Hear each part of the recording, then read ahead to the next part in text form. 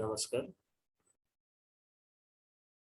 आज हामी तपाईहरुलाई शिक्षक सेवा आयोग तयारी परीक्षाको लागि अ, विशेष गरेर शिक्षा ऐन, नियम र संविधानसँग सम्बन्धित केही प्रश्नहरू र त्यसको सही उत्तरहरू लिएर आएका छौँ।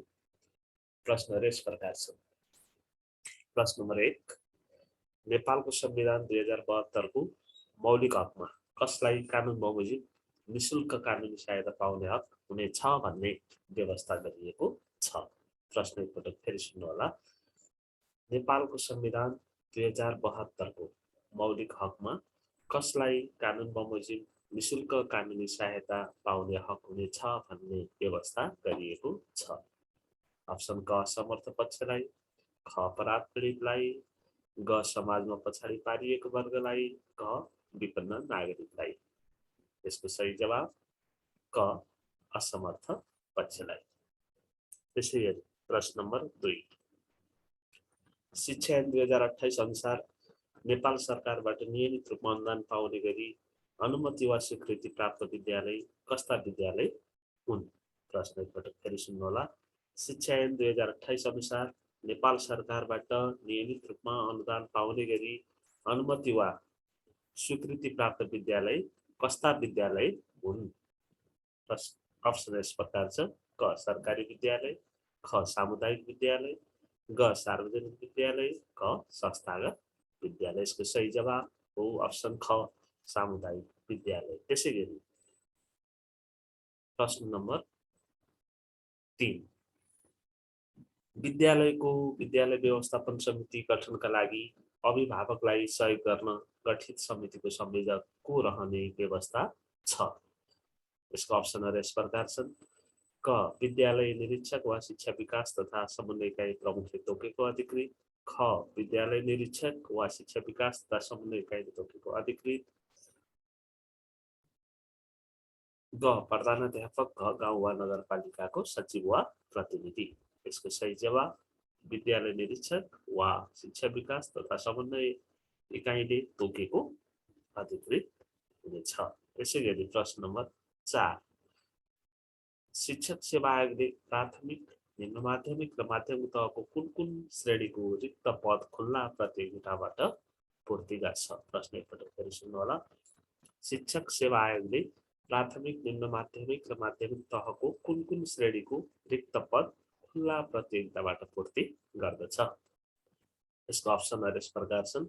अप्सन ग तृतीय श्रेणी, अप्सन ख द्वितीय श्रेणी, अप्सन ग प्रथम श्रेणी, अप्सन ग माथिका सबै। यसको सही जवाब अप्सन क तृतीय श्रेणी। त्यसैगरी प्रश्न नम्बर 5, शिक्षा विकास तथा समन्वय इकाइले जिल्लाभित्रका सामुदायिक विद्यालयमा रहेको स्वीकृत रिक्त दरबन्दीको विवरण कति कति समयमा शिक्षा तथा मानव स्रोत विकास केन्द्रमा पठाउनु पर्ने व्यवस्था छ? प्रश्न एकपटक फेरि सुन्नुहोला। शिक्षा विकास तथा समन्वय इकाइले जिल्लाभित्रका सामुदायिक विद्यालयमा रहेका स्वीकृत रिक्त दरबन्दीको विवरण कति कति समयमा शिक्षा तथा मानव स्रोत विकास केन्द्रमा पठाउनु पर्ने व्यवस्था छ? यसका अप्सनहरू यस प्रकार छन्। प्रत्येक वर्षमा, ख 6 महिनामा, ग 3 महिनामा, ग केन्द्रबाट माग भए अनुसार। यसको सही जवाब हो अप्सन ख 6 महिनामा। त्यसैगरी प्रश्न नम्बर 6, नेपालको संविधान 2072 को धारा 23 मा कुन हकको व्यवस्था गरिएको छ? प्रश्न एकपटक फेरि सुन्नुहोला।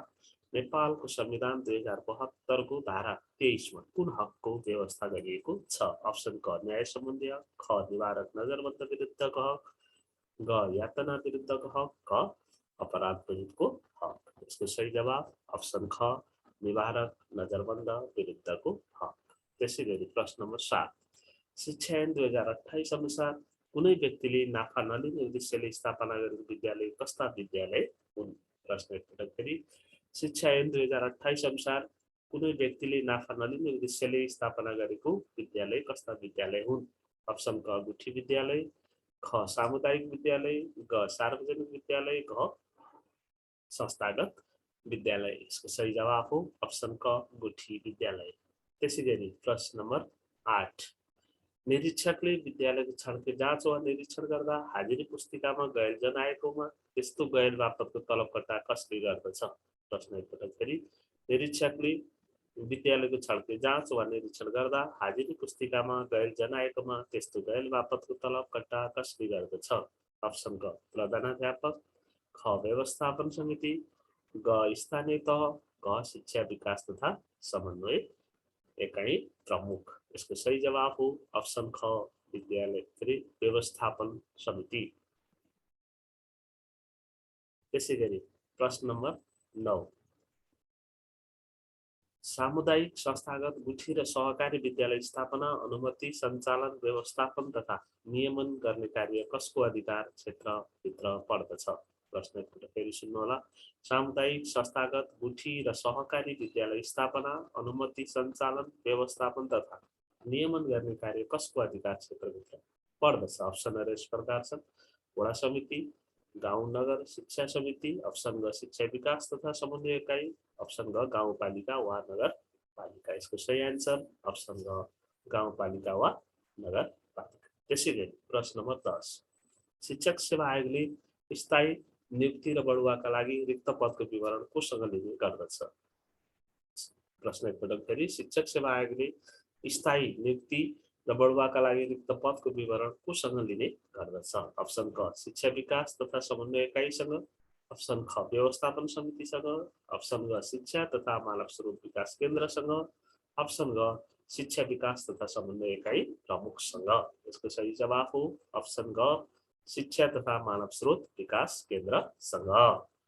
प्रश्न नम्बर 11, नेपालको संविधान 2072 अनुसार निवारक नजरबन्दमा रहेको व्यक्तिको स्थितिको बारेमा कसलाई कानुन बमोजिम तत्काल जानकारी दिनुपर्ने व्यवस्था छ? प्रश्न एकपटक फेरि। नेपालको संविधान 2072 अनुसार निवारक नजरबन्दमा रहेको व्यक्तिका स्थितिको बारेमा कसलाई कानुन बमोजिम तत्काल जानकारी दिनुपर्ने व्यवस्था छ? अप्सन क परिवारका सदस्य वा नजिक नातेदारलाई, अप्सन ख परिवारका सदस्यलाई, अप्सन ग छिमेकीलाई र अप्सन ग सर्वसाधारणलाई। यसको सही जवाब हो अप्सन क परिवारका सदस्य वा नजिकको नातेदारलाई। त्यसै गरी प्रश्न नम्बर 12, आफ्नै स्रोतबाट पूर्व प्राथमिक विद्यालय खोल्ने स्वीकृति अनुमति कसले दिने व्यवस्था शिक्षा ऐनमा गरिएको छ? प्रश्न एकपटक फेरि। आफ्नै स्रोतबाट पूर्व प्राथमिक विद्यालय खोल्ने स्वीकृति अनुमति कसले दिने व्यवस्था शिक्षा ऐनमा गरिएको छ? अप्सन क शिक्षा विकास तथा समन्वय इकाइ प्रमुख, अप्सन ख वडा कार्यालय, अप्सन ग विद्यालय निरीक्षक, अप्सन ग सम्बन्धित गाउँ वा नगरपालिका। यसको सही आन्सर हो अप्सन ग सम्बन्धित गाउँ वा नगरपालिका। त्यसै गरी प्रश्न नम्बर 13, विद्यालय व्यवस्थापन समितिको कार्यक्षेत्रभित्र नपर्ने कुन हो? प्रश्न एकपटक फेरि। विद्यालय व्यवस्थापन समितिको कार्यक्षेत्रभित्र नपर्ने कुन हो? तलका मध्ये कुन हो? अप्सन क विद्यालय सञ्चालनका लागि प्राप्त स्रोत र साधन परिचालन गर्ने, विद्यालय सञ्चालनलाई प्राप्त साधन स्रोत स्थिर राख्ने, खमा गमा विद्यालय शैक्षिक भौतिक तथा आर्थिक तथ्याङ्क र विवरण अद्यावधि गराइराख्ने, घमा विद्यालयको चल अचल सम्पत्ति लगत राख्ने, राख्न लगाउने र सुरक्षा गर्ने। यसको सही जवाब हो अप्सन ख विद्यालय सञ्चालनको लागि प्राप्त स्रोत र साधन स्थिर राख्ने। त्यसै गरी प्रश्न नम्बर 14, कहिलेदेखि प्राथमिक तहको शिक्षकको लागि शैक्षिक योग्यता प्रमाणपत्र तह वा सुसरा उत्तीर्ण गरेको हुनुपर्ने बनाइयो? प्रश्न एकपटक फेरि। कहिलेदेखि प्राथमिक तहको शिक्षकको लागि शैक्षिक योग्यता प्रमाणपत्र तह वा सुसरा उत्तीर्ण गरेको हुनुपर्ने बनाइयो? अप्सन क 2078 वैशाख 1 गतेबाट, अप्सन ख 2068 श्रावण 1 गतेबाट, अप्सन ग 69 वैशाख 1 गतेबाट र अप्सन ग 69 श्रावण 5 गतेबाट। यसको सही जवाब हो अप्सन ख 2068 श्रावण 1 गतेबाट। त्यसै गरी 15 नम्बरमा प्रश्न यस प्रकार छ, स्थानीय सरकार सञ्चालन ऐन 2074 अनुसार गाउँ वा नगरपालिकाको शिक्षा सम्बन्धी कार्य देखाएको मध्ये कुन हो? अप्सन प्रश्न 15 एकपटक फेरि सुन्नुहोला। स्थानीय सरकार सञ्चालन ऐन 2074 अनुसार गाउँ वा नगरपालिकाको शिक्षा सम्बन्धी कार्य देखाएका मध्ये कुन हो? क शिक्षक सरुवा, ख प्रमाणीकरण शिक्षक तालिम सञ्चालन, ग शिक्षकको दरबन्दी मिलान, घ माध्यमिक शिक्षाको नीति कानुन तथा मापदण्ड निर्माण। यसको सही जवाफ हो अप्सन ग शिक्षकको दरबन्दी मिलान। त्यसै गरी प्रश्न नम्बर 16 नेपालको संविधान 2072 को धारा 24 मा कुन हकको व्यवस्था गरिएको छ? प्रश्न एकपटक फेरि सुन्नुहोला। नेपालको संविधान 2072 को धारा 24 मा कुन हकको व्यवस्था गरिएको छ? अप्सन क सम्पत्तिको हक, ख छुवाछुत तथा जातीय भेदभाव विरुद्धको हक, अप्सन ग यातना विरुद्धको हक, अप्सन ग धार्मिक स्वतन्त्रताको हक। यसको सही जवाब अप्सन ख छुवाछुत तथा जातीय भेदभाव विरुद्धको हक। त्यसै गरी प्रश्न नम्बर 17 शैक्षिक गुठी सञ्चालन गर्दा शैक्षिक गुठीको सञ्चालक बोर्डमा कम्तीमा कतिजना सदस्य हुनु पर्दछ? प्रश्न फेरि सुन्नुहोला एकपटक। शैक्षिक गुठी सञ्चालन गर्दा शैक्षिक गुठीको सञ्चालक बोर्डमा कम्तीमा कतिजना सदस्य हुनु पर्दछ? अप्सनहरू यस प्रकार छन्। क मा 3 जना, ख 5 जना, ग 6 जना, घ सदस्य संख्या तोकिएको छैन। यसको सही जवाफ हो अप्सन क 3 जना। त्यसै गरी प्रश्न नम्बर 18 विद्यालय स्वीकृत दरबन्दीको शिक्षक पद रिक्त भएमा कति समयभित्र स्थायी पद पूर्तिका लागि शिक्षा विकास तथा समन्वय एकाइमा लेखी पठाउनु पर्दछ? प्रश्न फेरि सुन्नुहोला। विद्यालयमा स्वीकृत दरबन्दीको शिक्षक पद रिक्त भएमा कति समयभित्र स्थायी पद पूर्तिको लागि शिक्षा विकास तथा समन्वय एकाइमा लेखी पठाउनु पर्दछ?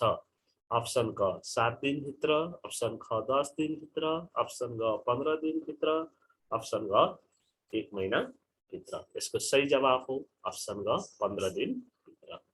प्रश्न नम्बर 19 विज्ञान, गणित, अंग्रेजी, लेखा, कम्प्युटर जस्ता विषयमा स्नातक गरेका व्यक्तिले तालिम नदिए पनि अध्यापन अनुमति पत्र लिई शिक्षक पदमा नियुक्ति भएमा कति समयभित्र शिक्षा विषयमा कम्तीमा 10 महिनाको तालिम दिइसक्नुपर्ने व्यवस्था छ? प्रश्न एकपटक फेरि सुन्नुहोला।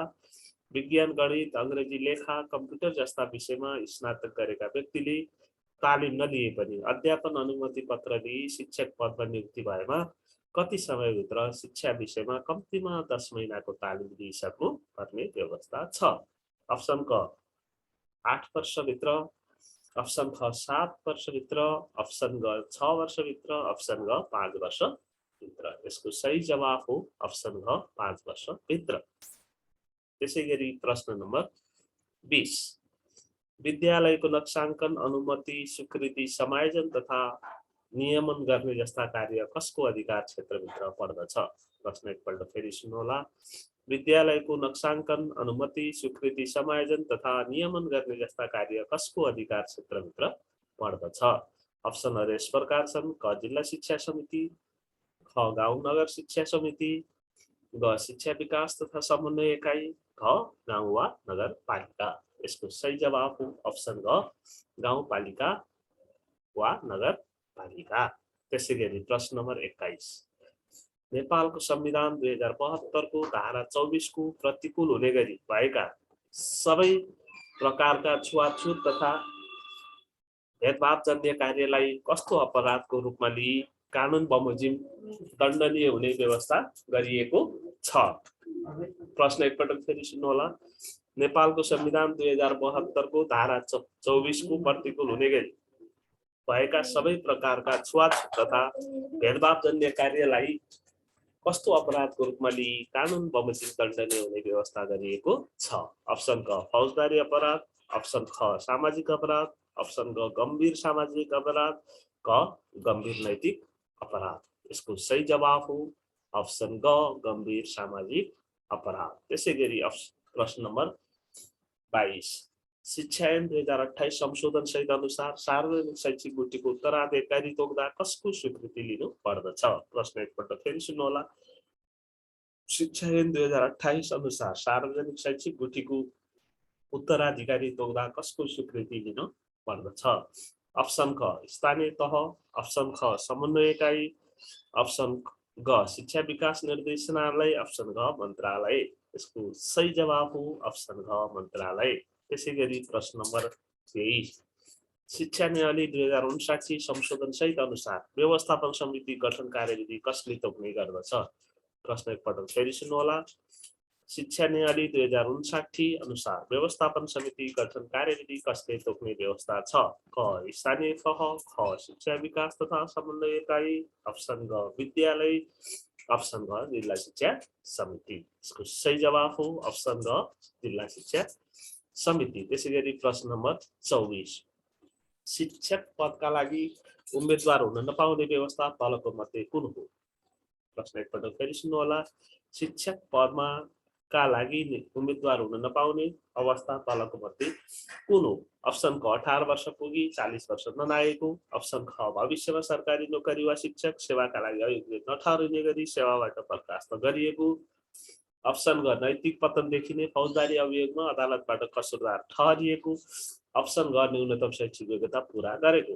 यसको सही जवाफ हो अप्सन ग नैतिक पतन देखिने फौजदारी अभियोगमा अदालतबाट कसुरदार ठहरिएको व्यक्ति शिक्षक पदका लागि उम्मेदवार हुन पाउँदैन। त्यसै गरी प्रश्न नम्बर 25 स्थानीय सरकार सञ्चालन ऐन 2074 अनुसार गाउँ वा नगरपालिकाको शिक्षा सम्बन्धी कार्यमा देखाएको मध्ये कुन पर्दछ?